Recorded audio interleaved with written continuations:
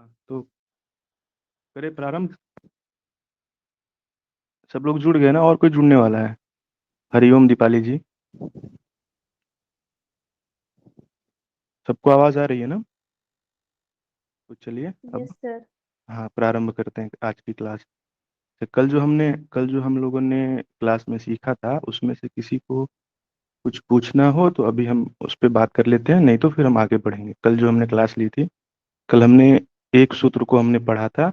हरिओम ममता जी, कल हमने एक सूत्र को पढ़ा था। वो सूत्र क्या था? अथ योगा अनुशासनम को हमने पढ़ा था। तो अब वो जो पहला सूत्र है, सबको समझ में आ गया। मुझे उम्मीद है कि आप लोगों ने फिर से उसको रिवाइज भी किया होगा घर पर, है ना? दोबारा से पढ़ा होगा। ठीक है। तो आज हम आगे इस सूत्र को देखते हैं। तो कल जो हमने पढ़ा था, तो हमने स्टार्ट किया था पतंजलि योग सूत्र से। तो अगर आप योग की जो किताब है पतंजलि योग सूत्र, उसको देखोगे तो उसमें तो, हाँ, एक तो सवाल आपने किसी ने मुझसे पूछा था कि सूत्रों की संख्या 195 है या 196 है। तो हमने वो नेट पे देखा था, तो नेट पे 195 ही है। तो आप जो है, अगर आपकी परीक्षा में अगर सूत्रों की संख्या पूछी जाए तो आप 195 ही बताना, मतलब उसमें वो टिक करना राइट आंसर में। तो चलो अभी हम किताब के ऊपर आते हैं, जो पतंजलि योग सूत्र जो हमारी पुस्तक है उसके बारे में। तो पुस्तक पुस्तक में 195 सूत्र हैं। और उस वो जो सूत्र हैं वो चार पादों में बांटे बांटे हुए हैं। वो जो सूत्र हैं पतंजलि योग सूत्र के 195 सूत्र है। वो सूत्र जो है चार चार पादों में है। और पहला पाद का क्या नाम है? पहला पाद का नाम है समाधि। समाधि पाद है पहले पहले पाद का नाम। अभी आपके मन में ये जिज्ञासा उत्पन्न होनी चाहिए कि पहले पाद का नाम समाधि पाद क्यों है? ठीक है। तो समाधि पाद होने के पीछे, समाधि पाद नाम रखने के पीछे क्या कारण हो सकता है? अभी क्या होता है, हम जब कहीं जाते हैं, मानो कि आपको घर से कहीं निकलना है, तो आप सबसे पहले इस बात का निर्णय लेती हो कि मैं कहाँ जाऊंगी। कहीं भी जाने से पहले जो हमारा गंतव्य स्थान होता है, हमें जाना कहाँ है, वो हमें पता होना चाहिए। अगर हमें ये पता नहीं होगा कि हमें जाना कहाँ है, तो क्या होगा? रास्ते पर हम भटकते रहेंगे, दिशाहीन लक्ष्य होगा हमारा। तो आप देखो, अभी हमारे जीवन में क्या होता है कि हम अपने जीवन में कोई भी लक्ष्य तय नहीं कर पाते हैं कि हमें जीवन में क्या करना चाहिए। तो जब हमें पता ही नहीं होता है क्या करना चाहिए, तो हम क्या होता है, हमारा जीवन, कोई एक लक्ष्य नहीं है, तो हमारी ऊर्जा क्या होती है? गलत गलत जगहों पर खर्च हो जाती है और हम जीवन में कहीं भी नहीं पहुंच पाते हैं। तो पतंजलि जी क्या चाहते हैं कि हम इधर उधर ना भटके, इसलिए उन्होंने सबसे पहले हमारा एक लक्ष्य निर्धारण कर दिया कि योग का लक्ष्य क्या है, योग हम क्यों पढ़ रहे हैं। तो पहले पाद में ही उन्होंने बता दिया। पहले पाद में उन्होंने क्या बताया? समाधि। योग का लक्ष्य क्या है? समाधि के लिए हम योग पढ़ रहे हैं। अब समाधि शब्द जो है, अब समाधि शब्द आपने सुना होगा, जब कोई मुनि या कोई ऋषि मुनि, जब उनकी मृत्यु हो जाती है और उनको हम जमीन के अंदर या जलाते हैं या दफना देते हैं, तो क्या कहते हैं? उनकी जो पुण्य पुण्य स्मृति की जगह को समाधि स्थली, है ना? आपने सुना होगा, जब कोई आदमी मर जाता है, मतलब कोई ऋषि मुनि या संत मर जाते हैं, तो उनको जहाँ पर जलाया जाता है या दफनाया जाता है, उस जगह को हम समाधि स्थली भी कहते हैं। अब समाधि स्थली क्यों कहते हैं उनको? क्योंकि उन्होंने समाधि, मतलब क्या हो गया, उनका पूर्ण समाधान हो गया। पूर्ण समाधान का मतलब अब उनके जीवन में किसी भी प्रकार की समस्याएं नहीं रहेंगी, खत्म हो गई, उनकी मृत्यु हो गई है। यहाँ पे समाधि का अर्थ मृत्यु नहीं है, मतलब शरीर की मृत्यु। यहाँ भी मृत्यु है, मतलब मृत्यु किसकी होगी? मन की मृत्यु होगी। हमारे वृत्तियों, हमारे जो वृत्तियां हैं, वृत्तियां हमें दुख देती है। तो दुख देती है तो क्या होता है? तो वृत्तियों से हमें हमेशा के लिए मुक्ति चाहिए, मतलब समाधि चाहिए। क्योंकि वृत्तियां जब, आवाज धीमी हो, अभी आ रही है आवाज ठीक से? जी सर, अभी तो क्लियर है। हाँ। बीच बीच में धीमी हो जा रही है। अच्छा अच्छा, ये थोड़ा हेडफोन की वजह से हो रहा है। जी सर। मैं कोशिश करूंगा कि, क्योंकि ये, और एक बात और ये कि आज जो हम विषय पढ़ रहे हैं उसके लिए मैं चाहता हूँ कि आप लोग बहुत ध्यान पूर्वक, एकाग्रता पूर्वक बातों को सुनने और समझने का प्रयास करेंगे सभी लोग। आज की जो जी सर, क्लास है ओके। वो बहुत, हाँ, बहुत महत्वपूर्ण क्लास है। और इसमें बहुत सारे हम इम्पोर्टेंट टॉपिक को पढ़ने वाले हैं आज। तो अगर आज आज की क्लास अगर आप अच्छे से समझोगी, तो क्या होगा कि आने वाले क्लास में आपको और भी जो सूत्र आएंगे उसको समझने में आसानी होगी। तो हम जो बात कर, अभी आवाज आ रही है सबको जी सर। स्पष्ट रूप से? हाँ।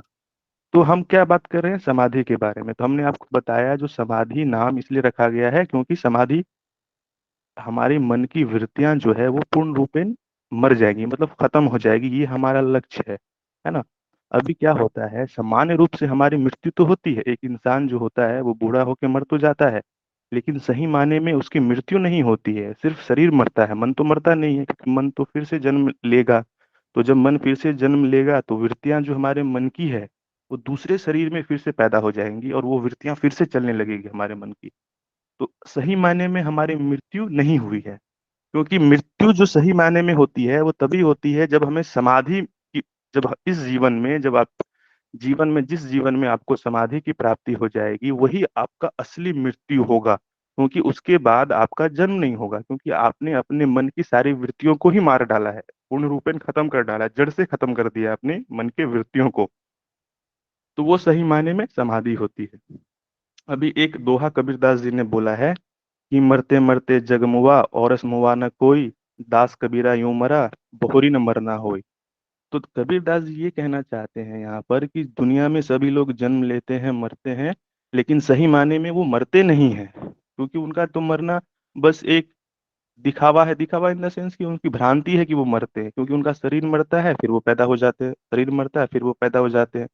तो कबीरदास कह रहे हैं कि जब मैं मरूंगा तो मेरी मृत्यु ऐसी होगी कि मैं दोबारा जन्म नहीं लूंगा, पूर्ण रूपेण मृत्यु होगी, हमारी हमारी समाधि हो जाएगी। तो यहाँ पे जो समाधि का मतलब है इस अर्थों में समाधि है, तो हमें इसी का प्रयास करना है, यही हमारा योग सूत्र का लक्ष्य है। तो ये हो गया पहला पाद, और पहले पाद में सूत्रों की संख्या कितनी है, वो है 51। 51 सूत्र हैं टोटल समाधि पाद में।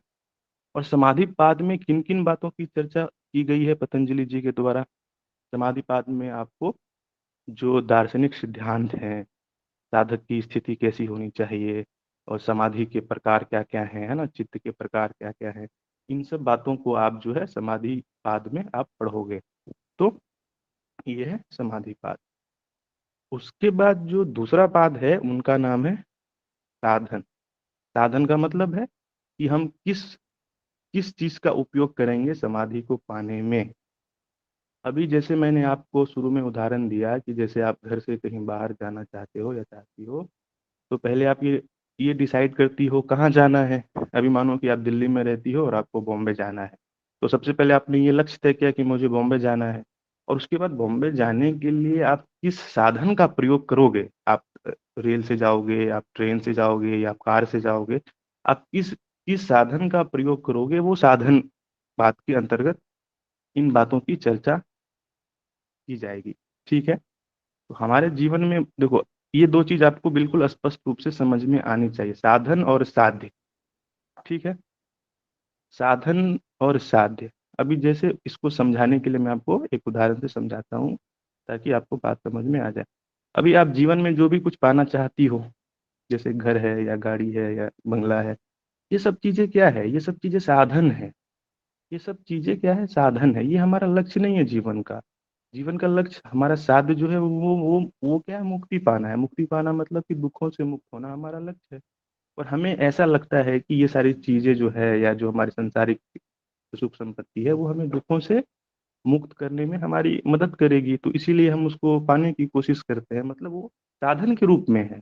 अगर कोई व्यक्ति सिर्फ उस संसारिक वस्तुओं को साधन के रूप में अपना लक्ष्य बना ले कि सिर्फ और सिर्फ धन कमाना ही हमारा उद्देश्य है, तो वो जीवन में शांति को नहीं प्राप्त कर पाएगा, क्योंकि धन जो है वो तो साधन है। साधन का मतलब है धन का उपयोग आप किसी वस्तु को खरीदने में करोगे, कहीं जाने में करोगे, तो साधन है। उसी तरह हमारे जीवन का जो लक्ष्य है वो है मुक्ति पाना, जो कि हमारे ऋषि मुनियों ने हमें बताया है। तो वो साधन और वो साध्य, समझ में आया आपको ये बात है? और ये जो दूसरा पाद है साधन पाद, उनमें किन किन बातों का जिक्र किया गया है? साधन पाद में आप पढ़ेंगे तो उसमें क्या है कि क्रिया योग के बारे में बात की गई है। और क्रिया योग के अंतर्गत क्या क्या आता है, तप आता है, स्वाध्याय आता है, और ईश्वर ईश्वर की भक्ति आती है ना, ये तीनों चीजें आती है। अभी आप देखो जो समाधि पाद है और साधन पाद है, इसमें अंतर क्या है? जो समाधि पाद है वो है उच्चतम अधिकारियों के लिए, मतलब जो योग के अभ्यासी होते हैं उसमें भी क्या है कि तीन तरह के योग के अभ्यासी होते हैं। 3 तरह के कौन कौन से होते हैं? पहले को कहते हैं जो उच्चतम अधिकारी हैं, और दूसरे को कहते हैं जो मध्यम कोटि के साधक है, और तीसरे को कहते हैं जो निम्न कोटि के साधक। तो जो उत्तम कोटि के साधक है उनके लिए उन्होंने समाधि पाद में अभ्यास और वैराग्य का माध्यम बताया है, समाधि को पाने के लिए। ठीक है। और क्योंकि उनकी जो चित्त की एकाग्रता है, उनकी चित्त की शुद्धि जो है, वो पूर्व जन्म के संस्कार उनके चित्त पर योग के पड़े हुए हैं, पहले से उन्होंने कभी पूर्व जन्म में उन्होंने योग की साधना की होगी। तो इस जन्म में उनकी चित्त की ऐसी अवस्था है कि वो सीधा अभ्यास और वैराग्य के द्वारा समाधि को या मुक्ति को पा सकते हैं, तो वो उच्चतम कोटि के अधिकारी कहलाते हैं। उसके बाद जो दूसरे कोटि के अधिकारी हैं उनको क्या बोलते हैं? मध्यम मध्यम कोटि के। तो मध्यम कोटि के लिए क्या उन्होंने बताया है? मध्यम कोटि के लिए उन्होंने क्या बताया है? क्रिया योग। ठीक है। और उसके बाद जो होते हैं निम्न कोटि के अधिकारी होते हैं। तो निम्न कोटि के जो साधक होते हैं, तो उनके लिए उन्होंने क्या बताया? अष्टांग योग। तो जिन अष्टांग योग जिनका जो बहुत अभी प्रचलित है, सभी लोगों ने अष्टांग योग का नाम सुना है। और अष्टांग योग के अंतर्गत योग के जो 8 अंग हैं, यम नियम है ना, आसन प्राणायाम प्रत्याहार धारणा ध्यान और समाधि, ये 8 अंग हैं, ये निम्न कोटि के साधक के लिए है। तो इन सब बातों की चर्चा जो है ये साधन पाद में की गई है। साधन पाद में आप पढ़ेंगे क्रिया योग अष्टांग योग, ये सारी चीजें पंचक्लेश वगैरह के बारे में बात की गई है। और इसमें इसमें जो है उसके बाद तीसरा कौन सा है? तीसरा है आपको विभूतिपाद। विभूतिपाद जो है, और ये जो क्या बोलते हैं, साधन पाद में भी 55 सूत्रों की संख्या 55 है। ठीक है। उसके बाद आता है विभूतिपाद। विभूतिपाद में भी सूत्रों की संख्या कितनी है? 55 है। तो विभूतिपाद में जो है उसमें किन बातों की चर्चा की गई है? विभूतिपाद में चर्चा की गई है ध्यान की, धारणा की, समाधि की, ये तीनों की। इसको संयम कहते हैं, है ना। और उसमें ये भी बताया गया है कि संयम करने से विभूति का मतलब क्या होता है? कुछ शक्ति आपके पास आएगी, कुछ अलौकिक ज्ञान आपको आएगा, शक्ति आ जाएगी। तो जैसे कि उसमें क्या कहा गया है कि अगर आप चांद के ऊपर संयम करोगे तो तारों का ज्ञान हो जाएगा। इसी तरह मतलब जिस जिस चीज के ऊपर आपकी एकाग्रता संयम करोगे, उस चीज को आपको सही सही ज्ञान होने लग जाएगा। तो ये हो गई विभूतिपाद। और उसके बाद जो तीसरा है वो है केवल्यपाद। उसमें टोटल सूत्रों की संख्या कितनी है? वो है 34। उसमें जो सूत्रों की संख्या है वो है 34। और इसमें जो केवल्यपाद है, इसमें हम किन बातों को सीखेंगे केवल्यपाद में? तो केवलपाद में ये जो सिद्धियां होती है, ये सिद्धियों के प्रकार और सिद्धियों की प्राप्ति कैसे कैसे होती है, इसके बारे में आप केवलपाद में पढ़ोगे। जैसे उसमें ये बताते हैं कि कुछ सिद्धियां ऐसी होती है जो जन्म से प्राप्त होती है, कुछ सिद्धियां ऐसी होती है जो मंत्र से प्राप्त होती है, कुछ सिद्धियां ऐसी होती है जो तप से प्राप्त होती है ना। तो ये सारी चीजें, तो अभी आपको क्या एक मोटी मोटी समझ हो गई कि हम पहले पाद में किन किन बातों की चर्चा करेंगे, साधन पाद में किन किन बातों की चर्चा करेंगे, केवल पाद में क्या सीखेंगे, है ना। एक आपको जैसे आप कहीं बाहर जाते हो तो एक रोड मैप होता है ना, रोड मैप। जैसे रोड पे चल रहे हो तो रास्ते के किनारे लिखा रहता है ना, दिल्ली अब यहाँ से 90 किलोमीटर दूर है, अब 80 किलोमीटर दूर है, अब इस तरह से आपको, और डायरेक्शन की दाएं मुड़िए बाएं मुड़िए होता है ना, ताकि वो शाइन आपको मदद करती है उस तरफ जाने में। तो इस तरह का ये एक डायरेक्शन है, आपको एक मैप है, रोड मैप आपको मिल चुका है। और ये रोड मैप में हमको ये चीजें, इस बाद में ये पढ़ेंगे, दूसरे बाद में ये पढ़ेंगे, तीसरे में ये पढ़ेंगे, और चौथे में इन बातों की चर्चा करेंगे। अभी क्या है कि आप ये जो रोड मैप है अपने दिमाग में इसको फिट कर लो, ताकि जैसे कोई सवाल पूछे आपसे तो समाधि में क्या क्या चीज, कोई सूत्र सपोज करो, कोई सूत्र आया, तो हमने क्या बताया आपको समाधि में किन किन चीजों का की बात की गई है। जैसे कि समाधि में बात की गई है समाधि के प्रकार के बारे में ना, चित्त के प्रकार के बारे में, अभ्यास एंड वैराग के बारे में। तो किसी ने पूछा कि ये सूत्र कौन से पाद का है, तो आपको झट से दिमाग में आ जाए ये सूत्र, अच्छा ये सूत्र किस चीज के बारे में बात कर रहा है, ये सूत्र जो है उच्चतम कोटि के साधक के बारे में बात कर रहा है, अभ्यास और वैराग के ऊपर सूत्र है, तो ये सूत्र क्या होगा? समाधि पाद का होगा, है ना। उसी तरह साधन, अगर क्रिया योग से संबंधित कोई सूत्र है और आपसे पूछे कि ये सूत्र किस पाद का है, तो आप तुरंत बता दोगे कि ये सूत्र जो है साधन पाद का है। तो इस तरह से आपको उस सूत्रों को देख करके आपको याद करने की जरूरत नहीं पड़ेगी, क्योंकि आपने ये चीज आपके दिमाग में। हाँ पूजा जी, क्या क्या पूछो, क्या बोला आपने? पूजा जी आप कुछ पूछ रही थी, अच्छा चलेगी था। तो मैं क्या बोल रहा था, ये जो ये जो आप रोड मैप है, ये जो रोड मैप मतलब ये जो चारों प्रकार के जो पाद हमने बताया आपको, हेलो तो सर। अगर आप, हाँ प्लीज पूछिए। सर एक बार वापस से रिपीट कर देंगे, ये मैं थोड़ा सा छूट गया बीच में। क्या क्या ये क्या? साधन पाद समाधि पाद इनके बारे में। वो अच्छा क्रिया ठीक है। जो 3, एक बार वापस से रिपीट कर देंगे? अच्छा ठीक ठीक कर देता हूँ। तो ये मैं आपको बता रहा था, जो इस मतलब किताब जो पतंजलि योग सूत्र है उसमें 195 सूत्रों की संख्या है, और उन सूत्रों को चार पादों में बांटा गया है। तो चार पादों में बांटा गया है। और पहले पाद का नाम है समाधि पाद, दूसरे का नाम है साधन पाद, और तीसरे का नाम है विभूति पाद, और चौथे का नाम है केवल्य पाद, है ना। तो ये चार पाद हैं। और पहले पाद में हम क्या सीखेंगे, समाधि में क्या पढ़ेंगे, समाधि में हम ये पढ़ेंगे, उसमें दार्शनिक सिद्धांत है ना। उसमें चित्त समाधि के प्रकारों की बात की जाएगी, जैसे संप्रज्ञात समाधि है, असंप्रज्ञात समाधि है ना। और उसमें अभ्यास और वैराग्य के बारे में बात की गई है पहले पहले पाद में। तो आपको अगर किसी ने आपसे पूछा कि ये सूत्र कौन से पाद का है, जैसे अभ्यास एंड वैराग्य के ऊपर कोई सूत्र है, तो आप वो सूत्र को देखते ही आपके दिमाग में आ जाना चाहिए कि ये सूत्र जो है समाधि पाद का होगा, क्योंकि आपको समाधि पाद पता है, कॉन्सेप्ट क्या है, समाधि पाद में किन किन चीजों के बारे में बात की गई है आपको पता है। तो जैसे ही आप सूत्र को देखोगे और वो सूत्र किस चीज के बारे में कह रहा है, तो आप झट से बोल दोगे कि ये सूत्र जो है समाधि पाद का है या साधन पाद का है।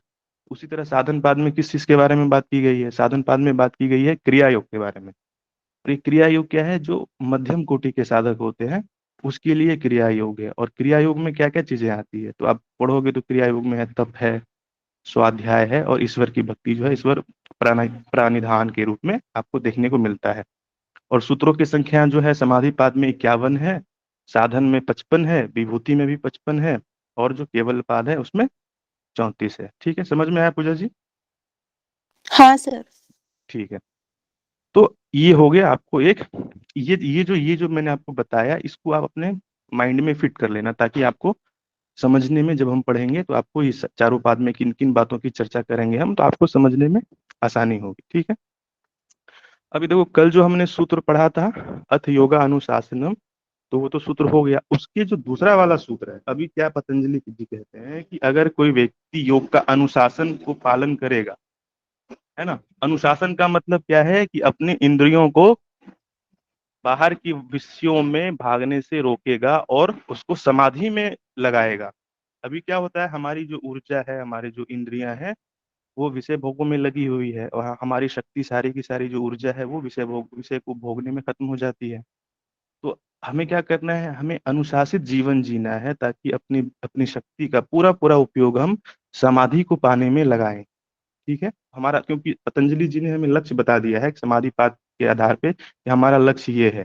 तो जब हमें पता चल गया है कि मुझे दिल्ली जाना है, या मैं यहाँ यूपी से मुझे मुझे दिल्ली जाना है, तो मैं सीधा दिल्ली जाऊंगा, मैं दूसरे रास्ते में क्यों जाऊंगा, जो रास्ता दिल्ली की तरफ नहीं जा रहा है मैं उस रास्ते में नहीं जाऊंगा, है ना, क्योंकि हमें तो जाना है दिल्ली। तो उसी तरह उन्होंने कहा कि समाधि पाद में हमारा लक्ष्य समाधि है।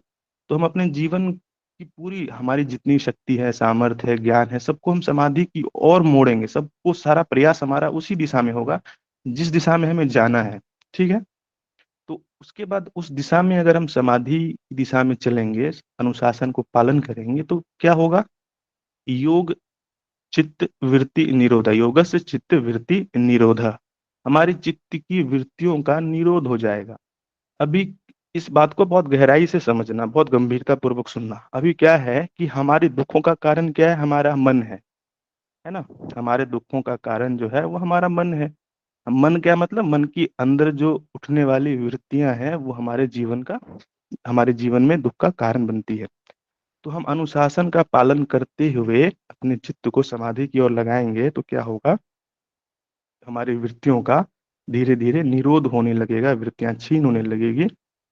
तो जितनी जितनी जैसे जैसे हमारे चित्त की वृत्तियां छीन होती जाएगी, उतना उतना हमारे जीवन में शांति और सुख आता जाएगा, है ना। तो अभी ये यही बात वो कह रहे हैं। अब देखो, इसमें सबसे पहले आपको समझना है योग, तीन शब्दों का प्रयोग इन्होंने, ये सूत्र बहुत इंपॉर्टेंट है, ये वाला योग चित्त वृत्ति निरोध।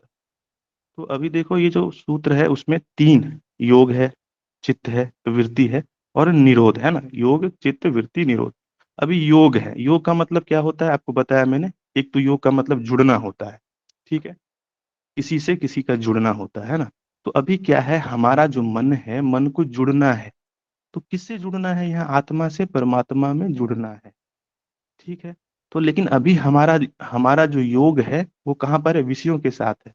तो हमारा सुयोग नहीं है, दुर्योग है। अभी आपने कभी देखा अखबार में जो जो शादी के लिए जो एड आते हैं उसमें क्या लिखा रहता है कि सुयोग वर चाहिए या सुयोग वधु चाहिए, है ना। तो हमारा रिश्ता किसी गलत व्यक्ति से हो जाएगा तो क्या होगा, अगर सुयोग की जगह किसी दुर्योग हो गया, किसी ऐसे व्यक्ति से हो गया, तो क्या होगा, जीवन भर हमें दुख की प्राप्ति होगी, क्योंकि हमारा जो रिश्ता है वो सुयोग नहीं है, सुयोग वर या सुयोग वधु आपको नहीं मिली तो जीवन में दुख आ जाएगा। उसी तरह मन का जो सुयोग है वो अभी वृत्तियों के साथ हो गया है। तो मन का जो सुयोग है, मन की जो शादी है वो वृत्तियों के साथ हो गई है, तो मन हमारा वृत्तियों के साथ हमेशा रहता है और दिन भर दुखी रहता है। तो अभी मन को जो है वृत्तियों के साथ हटा करके परमात्मा की तरफ लेके जाना है। तो ये हो गया योग। उसके बाद जो है चित्त को मैं थोड़ी गहराई से बताऊंगा, तो पहले हम वृत्ति को आपको बता देता हूँ, ठीक है, वृत्ति को बताता हूँ फिर चित्त के ऊपर आएंगे, चित्त थोड़ी ज्यादा समय लगेगा उसको समझाने में आपको। अभी वृत्ति क्या होती है, वृत्ति, वृत्ति जो है वो शब्द बना है वृत्त से। वृत्त आपने सुना होगा, अब अगर आप गणित पढ़ेंगे तो उसमें एक वृत्त शब्द आता है। वृत्त का मतलब उसको इंग्लिश में कहते हैं सर्कल। सर्कल आपने देखा होगा, सर्कल कैसा गोल होता है ना, गोल गोल सर्कल होता है। वो जो गोल सर्कल होता है उसका प्रारंभ कहाँ से होता है ये कोई नहीं बता सकता। जैसे लाइन है, एक सीधी रेखा आप खींचोगे तो सीधी रेखा में आप बता सकते हो कि सीधी रेखा में ये एक पहली बिंदु, ये दूसरी, ये पहला यहाँ प्रारंभ हुआ और यहाँ पे खत्म होगी ये रेखा। लेकिन सर्कल क्या है कि सर्कल गोल है, वो कहाँ से प्रारंभ होता है कहाँ से शुरुआत होता है ये किसी को नहीं पता है। तो ये वृत्तियां जो हमारी है ये सर्कल की जैसी है, गोल, मतलब वो चलती रहती है। अब दुख आएगा फिर बदल के सुख आ जाएगा, फिर सुख, फिर दुख से फिर सुख, फिर दुख से सुख, ऐसा मतलब दिन रात। जैसे आप प्रकृति का अध्ययन करते हो तो क्या देखते हो कि प्रकृति में एक चक्र चल रहा है ना, सुबह होती है फिर शाम होती है फिर जैसे दिन आता है फिर रात आता है ना, एक चक्र है ये। तो ये वृत्त है, चलता रहता है। उसी तरह जीवन में भी हमारा क्या है, जीवन में एक सर्कल में चलता है। बच्चे पहले बच्चे होते हैं, फिर बच्चे जवान होते हैं, फिर बच्चे बूढ़े होते हैं, फिर बच्चे वो जो बूढ़े हैं फिर मर जाते हैं। फिर से एक चक्र चलता है, फिर जन्म होता है, फिर जवान होते हैं, फिर बूढ़े होते हैं, फिर मर जाते हैं। तो इस तरह से क्या है ना कि जीवन एक चक्र है। तो ये जो चक्र है वृत्तियों का ये लगातार चल रहा है और हम इस वृत्ति में फंसे हुए हैं। हम बार बार जन्म लेते हैं, मरते हैं, ये चक्र जो है जीवन चक्र है, ये चलता रहता है, चलता रहता है, चलता रहता है। और हम फिर जन्म लेते हैं, मरते हैं, ये ऐसे निरंतर चलता रहता है, ये वृत्ति है। इसी वृत्ति से हमें बाहर निकलना है। तो जब बाहर निकलेंगे तो मुक्त हो जाएंगे, तो ये भी एक भी वृत्ति, ठीक है। अभी निरोध का क्या मतलब होता है, निरोध का मतलब क्या होता है। अभी आपने सुना होगा निरोध का मतलब बहुत, कोई कहते हैं दबाना है, किसी जबरदस्ती कर देना है। अब कोई कोई व्यक्ति क्या करते हैं, जैसे आपके मन में कुछ विकार उठे तो आपने उस विकारों को दबा दिया, मतलब कुछ और कामों में लग गए, कहीं और लग गए, तो वो विकार क्या होते हैं आपकी चित्त में और गहराई में चले जाते हैं, फिर वो बाद में उभर के सामने आते हैं। तो अभी अगर आपके चित्त में वृत्ति उठी और आपने वृत्ति को दबा दिया तो दबाना को निरोध करना नहीं हुआ, वो उससे आपको छुटकारा नहीं मिलेगा। हाँ, थोड़ी देर के लिए आपका मन किसी और बातों में लग गया तो उससे आपको पूर्ण रूपेण मुक्ति नहीं मिली, क्योंकि वो वृत्तियां जो है आपके मन के गहराई में चली गई है, वो संस्कार बन जाएगी, धीरे धीरे वो आपकी चित्त में समा जाएगी, ठीक है।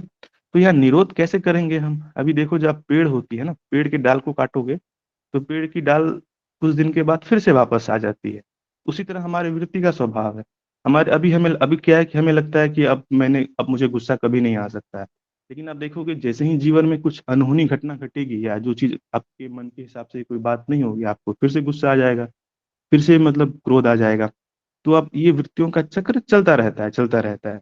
तो यहाँ पे निरोध का कैसे करेंगे, मतलब निरोध का सीधा मतलब है, जैसे बीज होती है ना, जैसे जो बीज से पौधा उत्पन्न होता है, तो जिस बीज को आप भून डालोगे, जो बीज भुना हुआ होता है उसमें फिर अंकुरन नहीं होता है। जैसे चना को आप भून दो या जो जो क्या बोलते हैं मूंग की दाल को आप भून दो, तो भून देने के बाद क्या होता है, उसको अगर आप जमीन में दोबारा से लगाओगे तो क्योंकि बीज को आपने भून दिया है, तो उसमें दोबारा अंकुरन होने की क्षमता ही खत्म हो गई। तो यहाँ पे क्या करना है, मृत्यु का निरोध ऐसे करना है कि उसको जड़ से ही उखाड़ के फेंक देना है। तो जड़ से ही उखाड़ के पूरा फेंक दिए है तो क्या होगा कि वो दोबारा से उत्पन्न ही नहीं होगा, खत्म हो गया हमेशा के लिए, इससे छुटकारा हमें मिल गया है, ठीक।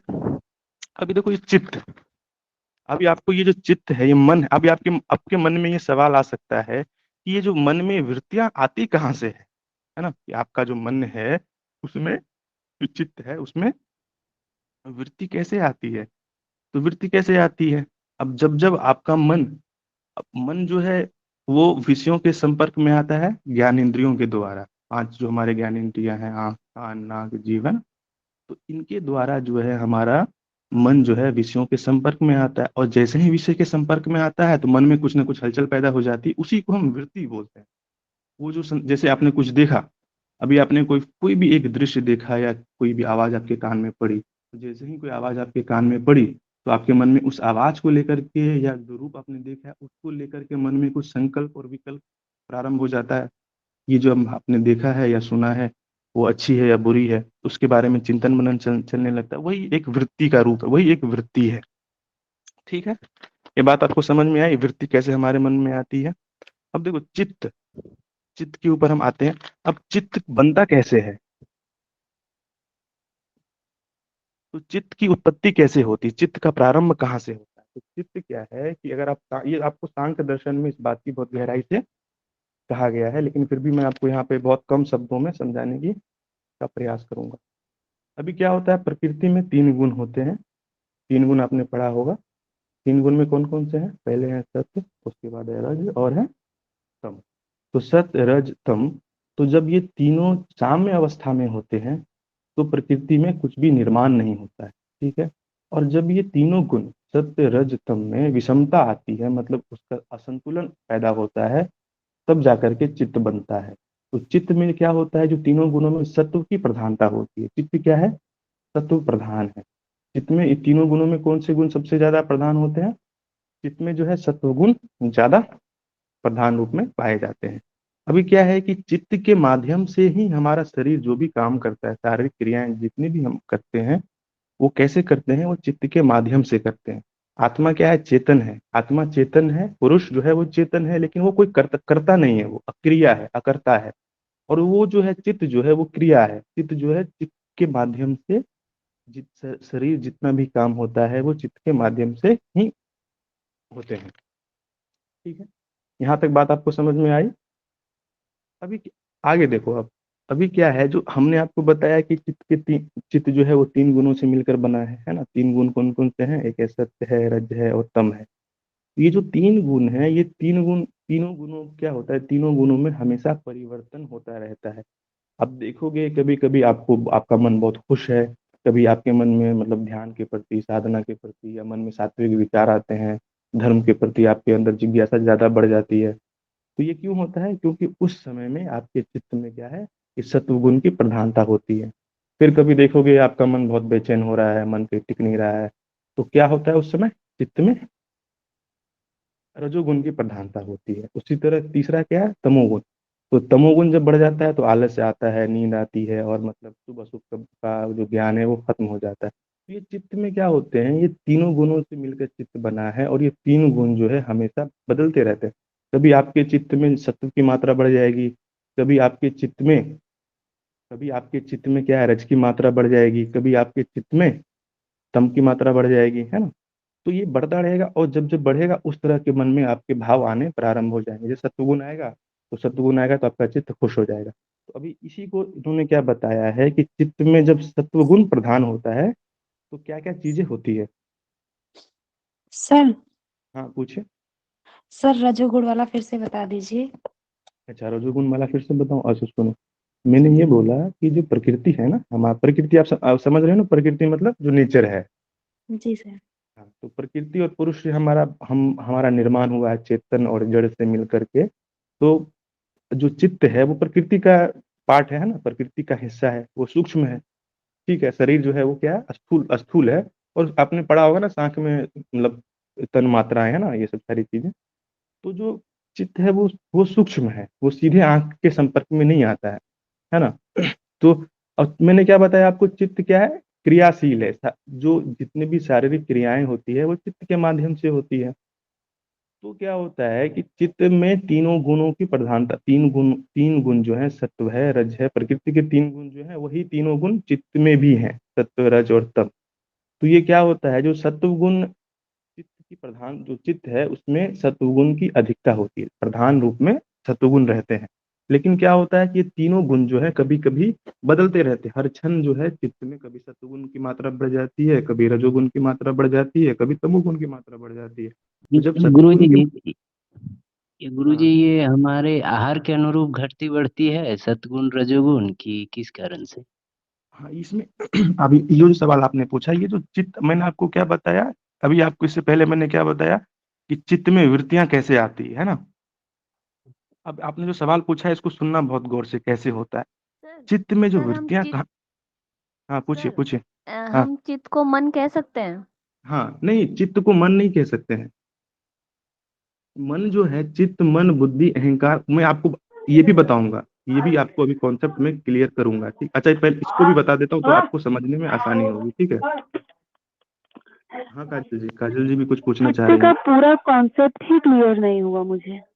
हाँ देखो क्या है काजल जी, अभी ये जो चित्त है ना, चित्त थोड़ा इसको आपको बहुत धैर्य पूर्वक सुनना पड़ेगा, क्योंकि ये जो चित्त को समझना थोड़ा थोड़ा ये डिफिकल्ट कॉन्सेप्ट है। थोड़ा आपको समझने के लिए थोड़ी सी आपको मेहनत करनी पड़ेगी, आपको समझ में आ जाएगा। अब मैं पूरा प्रयास करूंगा कि, क्योंकि इसको समझना बहुत जरूरी है। सर और प्रॉब्लम ये हो रही है ना कि मुझे बीच बीच में आवाज ब्रेक हो रही है आपकी, तो इसलिए अच्छा मुझे और क्लियर करने में प्रॉब्लम हो रही है। अच्छा शायद वो आवाज। मेरे यहाँ से ही प्रॉब्लम है, क्योंकि अगर ज्यादा होती तो सब लोग बोलते, इसलिए मैंने नहीं बोला।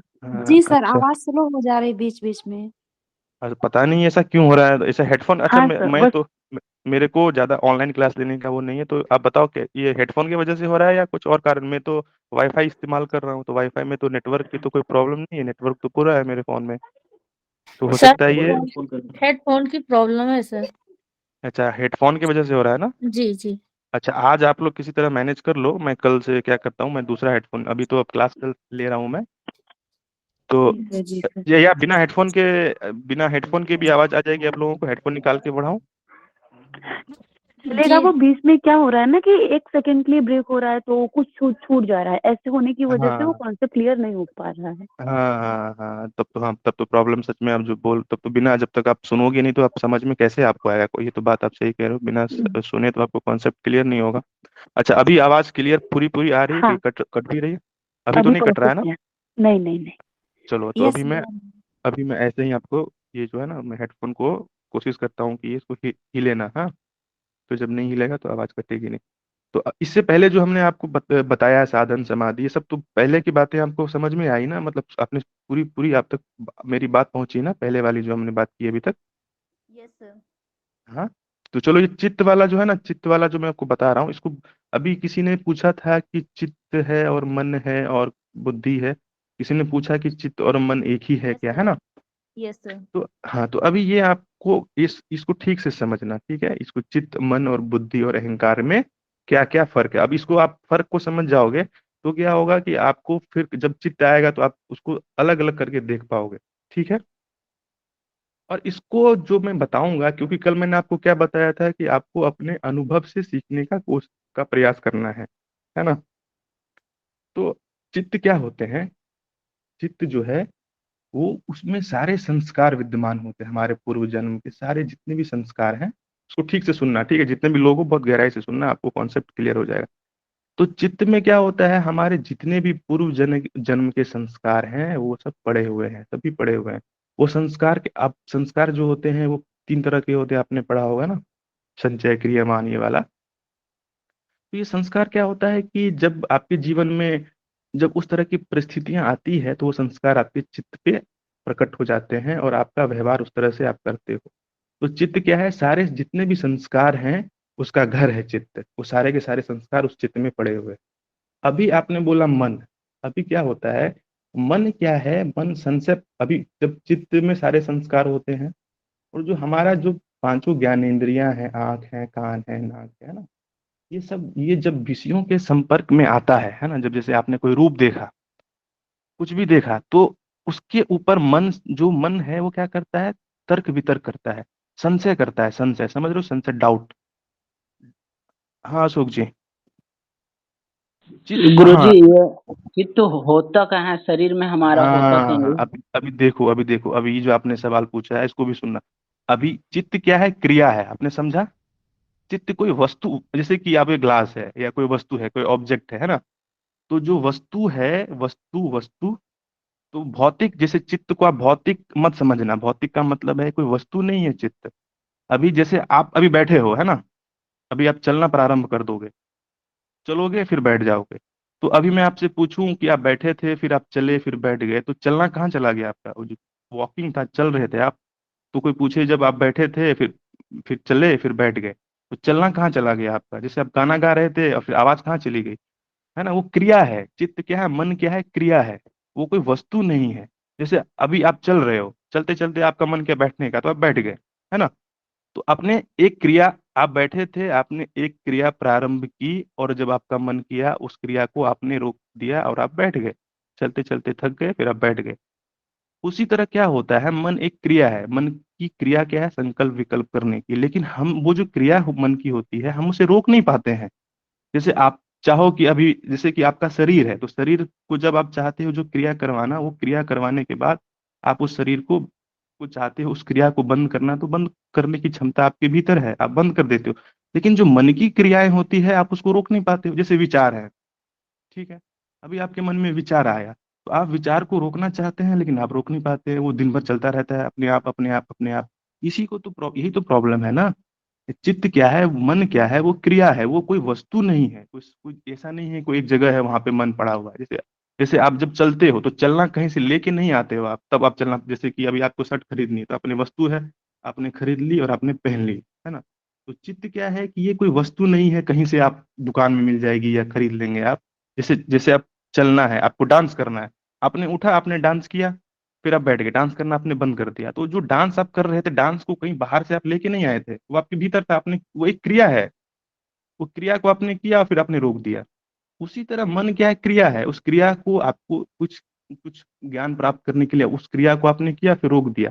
लेकिन होता क्या है, हमारी आदत ऐसी बन गई है कि मन की जो क्रिया है हम उसको रोक नहीं पाते हैं। वो मन का संकल्प विकल्प, जिससे आपने कोई चीज देखा, उसको देखा, आपको उस चीज का ज्ञान हुआ।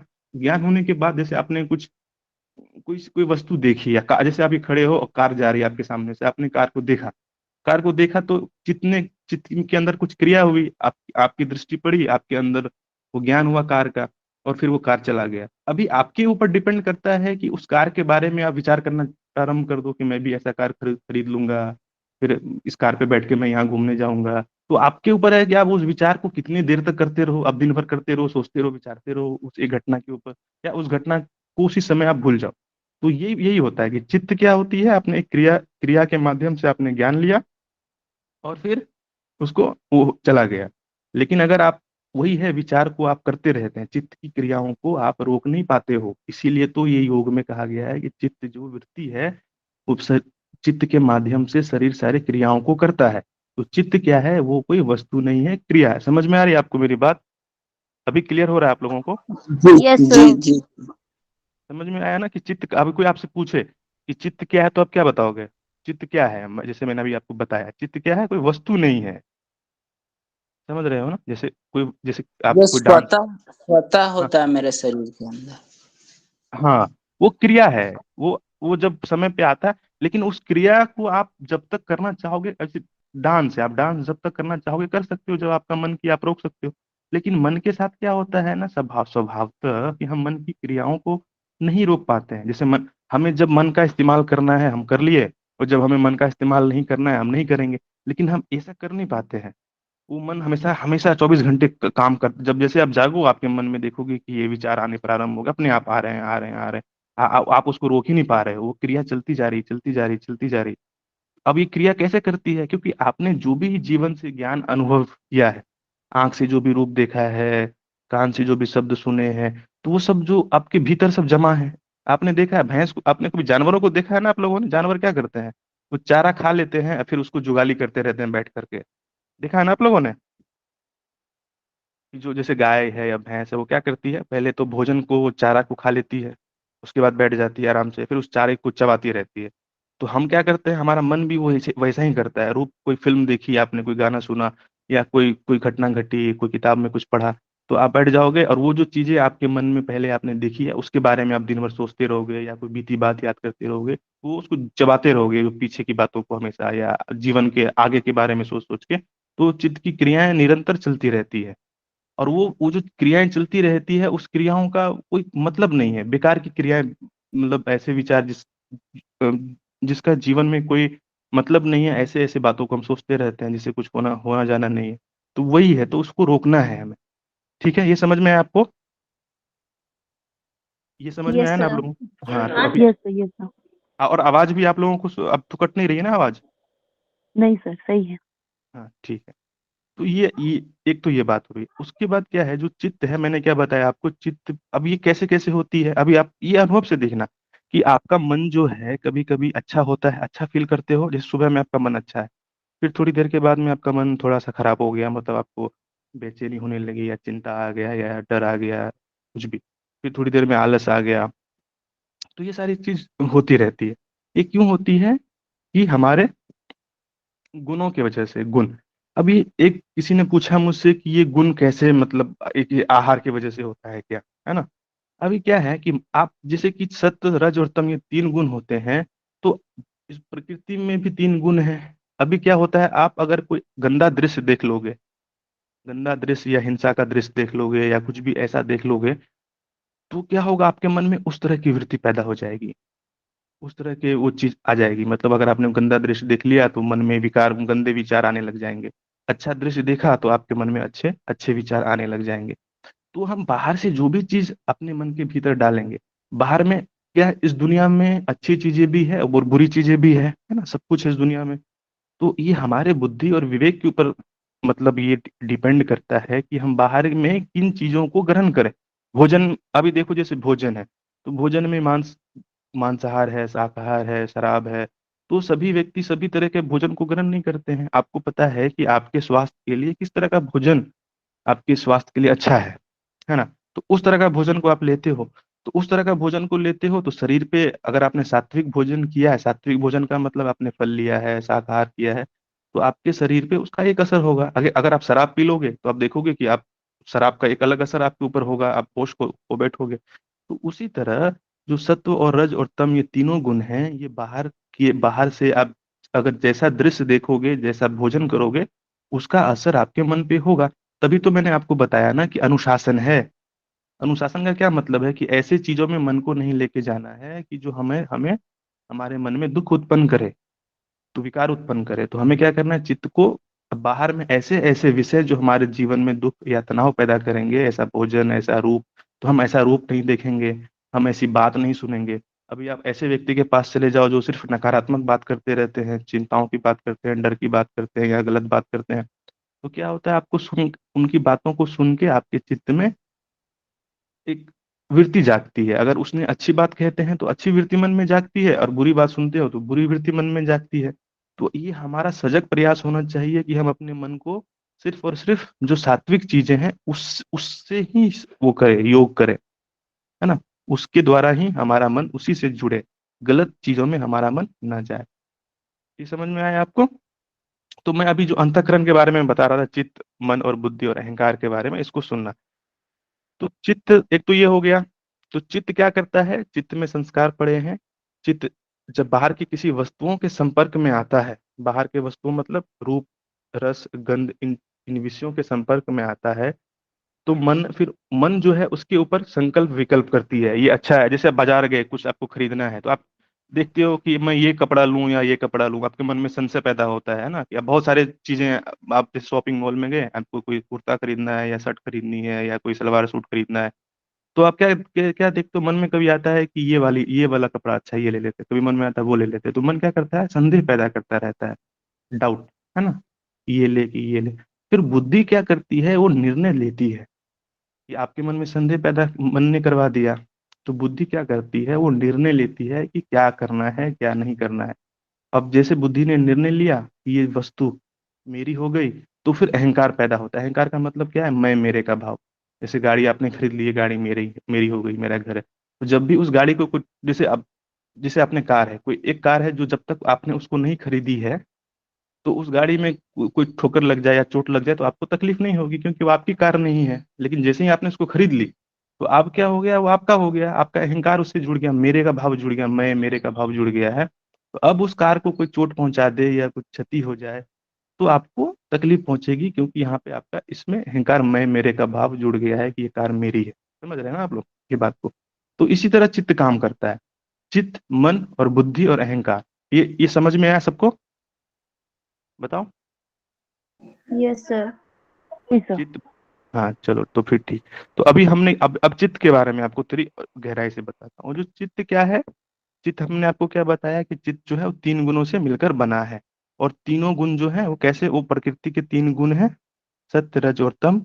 और इन 3 गुणों में जब विषमता आती है तब चित्त पैदा होता है। और चित्त क्या है, सत्वगुण प्रधान है, सत्वगुण की मात्रा उसमें ज्यादा होती है।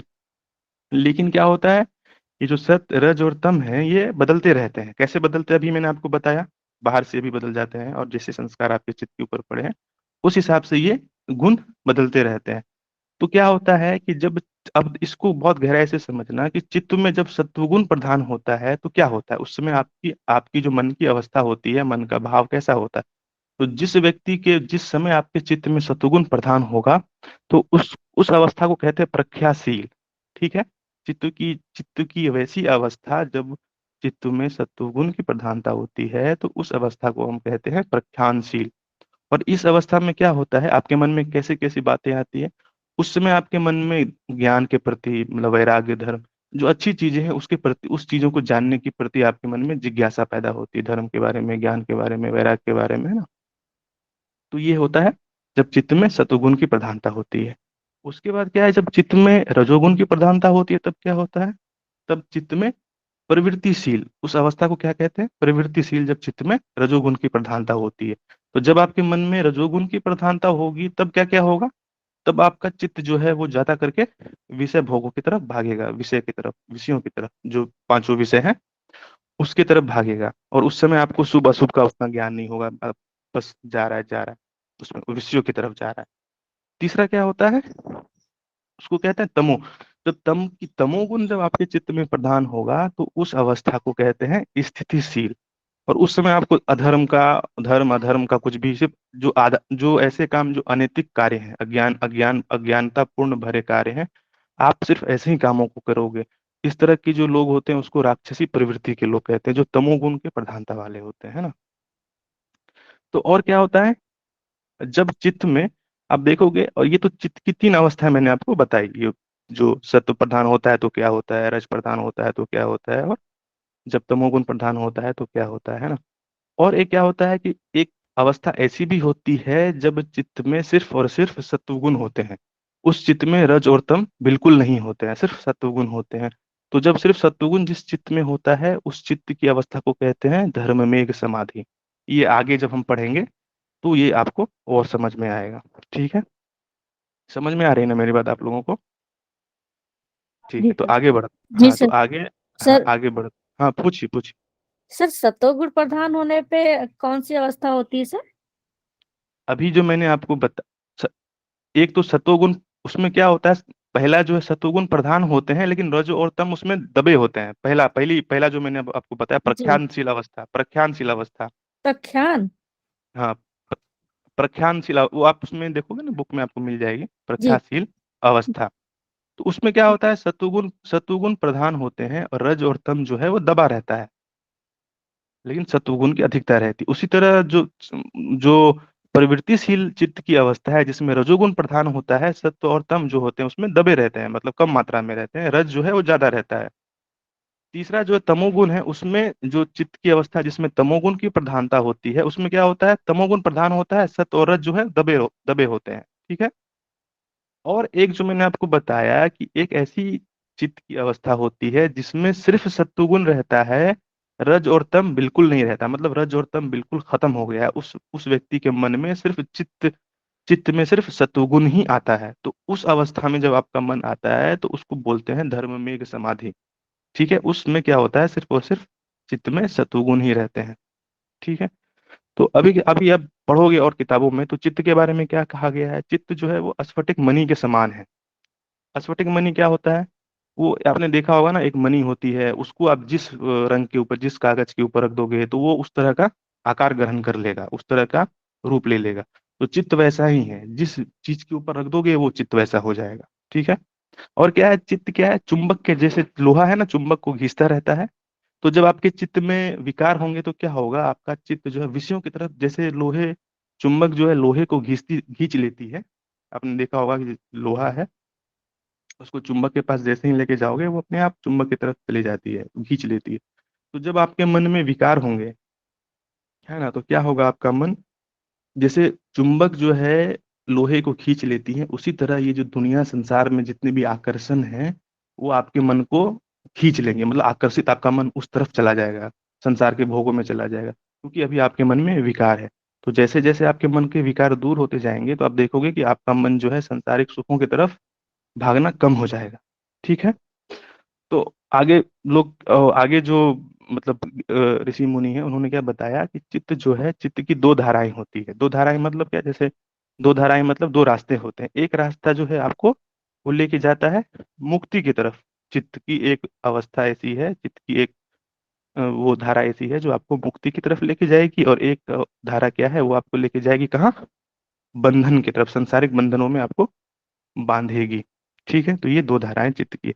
अभी क्या हो गया, 7:52 हो रहे हैं, तो चित्त का कॉन्सेप्ट अभी पूरा क्लियर नहीं हुआ है। मैं इसको और कल कंटिन्यू करूंगा, क्योंकि ये विषय ऐसा है कि आपको थोड़ा समझने में थोड़ा आपको मेहनत करना पड़ेगा।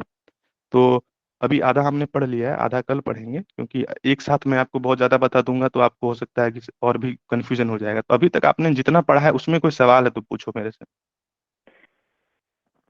हेलो हाँ हाँ सर। हाँ हाँ मैडम सर, पूछिए। जैसे सर्व सत्व गुण प्रधान होने पे प्रक्षांतशील अवस्था होती है, हाँ अगर रजोगुण प्रधान है तो भी क्या कोई नाम है? हाँ बताया ना अभी, उसको जब रजोगुण प्रधान होता है तो प्रवृत्तिशील कहते हैं। और तमोगुण? स्थितिशील। ठीक है। स्थिति से। Thank you so much sir. और को और किसी को अभी जो हमने, और ये बात मैं आप लोगों को बहुत आग्रह के साथ कहना चाहता हूँ कि ये कॉन्सेप्ट मैं पूरा प्रयास करूंगा आपको समझाने का। और आपको समझ में ना आए तो आपको ऐसा नहीं सोचना है कि यार मैं नहीं समझ पा रही हूँ, ऐसा या नहीं समझ पा रहा हूँ। ये विषय ही थोड़ा सा डिफिकल्ट है, तो आपको पूछने में झिझक नहीं करनी है। और ये मैं चाहता हूँ कि जितने लोग पढ़ रहे हो यहाँ पे, ये कॉन्सेप्ट आपका एकदम क्लियर होना चाहिए, तभी आप योग सूत्र को अच्छे से समझ पाओगे। अगर ये कॉन्सेप्ट आपका क्लियर नहीं होगा तो फिर आगे के जब हम सूत्रों पे जाएंगे तो आपको फिर समझने में दिक्कत होगी। और जब हाँ पूछे। हाँ कोई कुछ पूछ रहा है। सर हाँ सर ये जो मीन्स अभी अभी नहीं समझा है, कल जो आप कंसेप्ट क्लियर करने वाले हो उसमें महत्व की कंसेप्ट भी थोड़ी सी क्लियर कर दीजिएगा कल। महत्व अच्छा, महत्व। अभी ये जो है ये सांख्य का मैं ठीक है, मैं आपने बोला है तो मैं कर दूंगा, कोई बात नहीं है। थोड़ा सा महत्व हाँ क्लियर हो जाएगा तो क्योंकि मेरे कभी महत्व वाली कंसेप्ट कभी क्लियर ही नहीं हुई है। अच्छा अच्छा। अभी जो क्लास में अभी जो हमने पढ़ा है उसमें आप सवाल करिए, उसमें कुछ प्रॉब्लम है। नहीं सर, नहीं सर, नहीं सर, कोई नहीं, मस्त समझा सर। उल्टा मेरे को सर बहुत क्लियर हुआ संस्कार संस्कार का। हाँ हाँ और कोई थैंक पूछ यू सर। और हाँ तो और किसी को कुछ सर पूछना है। हाँ हाँ प्लीज सर पूछिए। आपने विभूति और सिद्धियां दोनों सेम है या अलग अलग हैं? नहीं देखो क्या है, विभूतिपाद में क्या होता है, उसमें आपको वो विभूतिपाद का सूत्र प्रारंभ होता है धारणा ध्यान समाधि से, मतलब उसमें धारणा ध्यान समाधि संयम उसको बोलते हैं। और उसमें भी आपको विभूति में भी आपको क्या बोलते हैं, सिद्धियां आने लगती है। लेकिन जो केवल में है, केवल में सिद्धियों के प्रकार बताए गए हैं। विभूतिपाद में सिद्धियां आपको आएगी, जैसे कि आप चांद के ऊपर अगर आप संयम करोगे, संयम का क्या मतलब होता है कि आपका जो धारणा ध्यान और समाधि, ये तीनों चीज मिलकर के संयम कहलाता है। तो जिस वस्तु पे आप लगा दोगे उस वस्तु का पूरा पूरा ज्ञान आपको हो जाएगा, सब कुछ पता चल जाएगा A to Z। अभी हमें क्या होता है कि हम किसी वस्तु को पूर्ण रूप में नहीं जानते हैं, उसको आंशिक, उसको पूरे उसके सत्व को नहीं जानते, थोड़ा थोड़ा जानते हैं, आंशिक रूप से जानते हैं। लेकिन विभूतिपाद में आपके पास ऐसी शक्ति आ जाएगी कि आप जिस वस्तु के ऊपर आप संयम कर दोगे उस वस्तु का ज्ञान आपको हो जाएगा, जिस वस्तु के ऊपर आप ध्यान लगाओगे उसका ज्ञान आपको हो जाएगा। तो ये विभूति का है। और केवल में क्या मैंने आपको बताया कि केवल में सिद्धियों की चर्चा की गई है, वर्णन है कि सिद्धियां कैसे कैसे प्राप्त होती है। एक सिद्धियां क्या होती है कि एक योगी है, किसी ने पूर्व जन्म में बहुत साधना की है तो उसको जन्म से ही बहुत सारी सिद्धियां प्राप्त होती है। आपने देखा होगा कोई छोटा बच्चा होता है वो गाने में बहुत अच्छा है, कोई छोटा बच्चा है उसको डांस बहुत अच्छा कर लेता है, कोई छोटा बच्चा है जो मतलब जैसे बहुत सारे ऋषि मुनि थे वो कम उम्र में ही सन्यासी बन गए हैं, और मतलब योग में, क्योंकि उन्होंने पूर्व जन्म में किया हुआ है साधना। तो उसको जन्म से ही वो सारी चीजें प्राप्त हो जाती है। और दूसरा क्या होता है, कोई मंत्र के द्वारा सिद्धियों को प्राप्त करता है, कोई तप के द्वारा सिद्धियों को प्राप्त करता है, तो उसमें सिद्धियों के बारे में बात की गई है। ठीक है। और यस सर। सर और एक आपने संस्कार के 3 प्रकार बताए थे ना, उनके रिपीट कर दें। वो संस्कार जो है संचित है, क्रियमान है और प्रारब्ध है। संस्कार क्या क्या है? संचित है, क्रियमान है और प्रारब्ध है। ओके सर, ठीक है। थैंक यू और सर। ठीक है, सर एक हाँ प्लीज पूछिए। सर वो जो आपने 3 कोटि बताई थी ना, उनके हाँ बारे में एक बार वापस बता सकते हैं, जैसे मध्यम, उत्तम और वो निम्न हाँ वाली? हाँ, उसमें मैंने ये आपको बताया कि जो वो तीन चार पाद है ना, समाधि पाद है, साधन पाद है, विभूति पाद है और हम्म, क्या है, कैवल्य पाद। ये जो चार पाद है उसमें क्या है, जो समाधि पाद है वो उच्चतम कोटि के साधकों के लिए कही गई है। उच्चतम उच्चतम कोटि के साधक कहने से क्या मतलब है कि ऐसे लोग जिनका मन अस्थिर हो गया है, थोड़ा मन, उनके मन के विकार कम है, उनके मन की एकाग्र एकाग्र मन को एकाग्र करने की क्षमता ज्यादा है उनके पास। तो उनके लिए जो उच्चतम कोटि के साधक हैं उनके लिए समाधि पाद में अभ्यास और वैराग्य की साधना बताई गई है। ठीक है। और दूसरे कोटि के जो हैं वो साधन पाद में उनके लिए क्या है, क्रिया योग बताया गया। जो मध्यम कोटि के साधक हैं, क्रिया योग में क्या क्या है, तप है, स्वाध्याय है ना, और ईश्वर ईश्वर की भक्ति है ना। और जो तीसरे कोटि के साधक हैं, जो निम्न कोटि के साधक हैं, उनके लिए क्या है, अष्टांग योग। अष्टांग योग तो आपको पता ही होगा, यम, नियम, आसन, प्राणायाम, प्रत्याहार, धारणा, ध्यान, समाधि। ठीक है। हाँ सर पता है। हाँ ठीक है, थैंक यू सर। हाँ। और कोई सवाल? चलिए, तो मुझे लगता है कि आप लोगों का अब कोई सवाल नहीं है, तो हम अभी जो हमने पढ़ा है इसको आप लोग बहुत अच्छे से चिंतन मनन करना और विचार विमर्श करना कि आपने क्या पढ़ा है। और इसको जो भी आज अगर आपको थोड़ा भी कहीं पर भी समझ में कोई बात नहीं आई है तो कल आप मुझसे पूछने में बिल्कुल भी संकोच मत करना। अब एक बार नहीं, बार बार, 5 बार, जब तक आपको समझ में नहीं आ जाए तब तक पूछते रहना, क्योंकि जब तक आपको समझ में नहीं आएगा तब तक आपको आगे के सूत्र समझ में नहीं है। ठीक है, तो कल जब जुड़ेंगे तो फिर कल से प्रारंभ करते हैं। धन्यवाद आप लोगों का जुड़ने के लिए। ठीक है, नमस्कार। Thank you thank sir. You sir. Thank you sir. चलिए ठीक है, कल मिलते हैं। जी sir, thank you so much.